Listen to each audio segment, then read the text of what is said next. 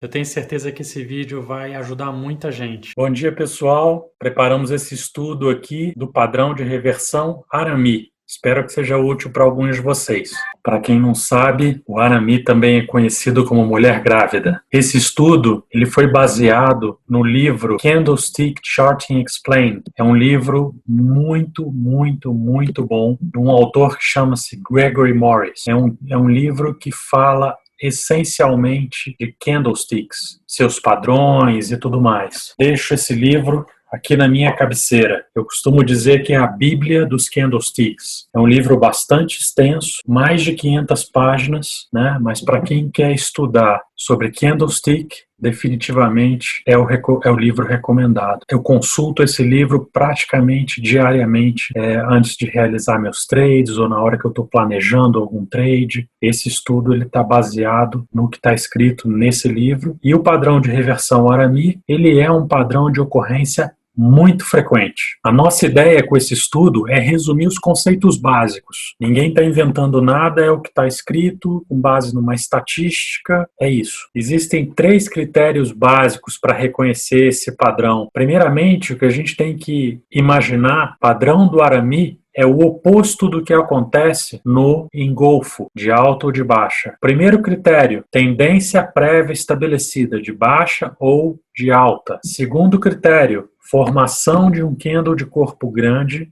acompanhado de volume. Terceiro e último critério, formação de um candle de corpo pequeno que está contido no corpo do candle de volume, e esse candle pequeno ele tem a cor oposta. É exatamente o que a gente tem aqui na figura. Tendência estabelecida, candle de corpo grande, candle de corpo pequeno, cujo corpo está contido no tamanho do corpo do candle anterior. Esses são os critérios básicos para a gente identificar a formação desse padrão de reversão, super importante. Agora, olha que interessante a psicologia por trás desse movimento. Em primeiro lugar, o que a gente observa é o seguinte: como a gente tinha uma tendência prévia estabelecida, de repente acontece a formação de um candle de corpo grande com volume. O que isso sinaliza? Significa que, possivelmente, todos aqueles que estavam surfando aquela tendência prévia de baixa ou de alta, quando a gente observa um volume crescente, isso pode ser um indicativo de exaustão do movimento. Por que exaustão do movimento? Porque todos aqueles que estavam surfando aquele movimento, ou uma parte daqueles que estavam surfando o movimento, possivelmente começaram a encerrar suas posições, ou inverter a mão das suas posições. E aí o volume aumenta. Imagina o seguinte, a gente tem aqui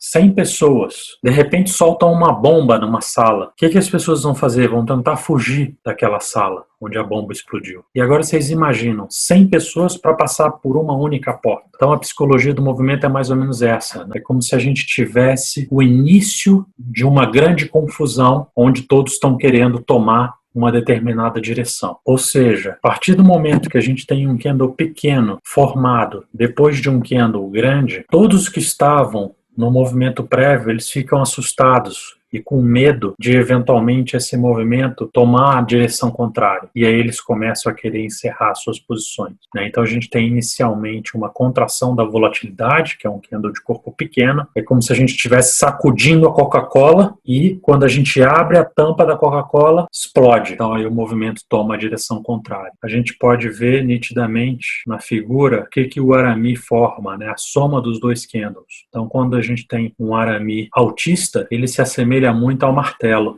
em fundo. Quando a gente tem um Arami baixista, ele se assemelha muito a uma estrela cadente. Esses são os conceitos básicos da psicologia desse movimento. Para fixar ainda mais os conceitos aqui do reconhecimento desse padrão, eu trouxe aqui para o estudo 2 exemplos que são dados aqui no livro Gregory Morris.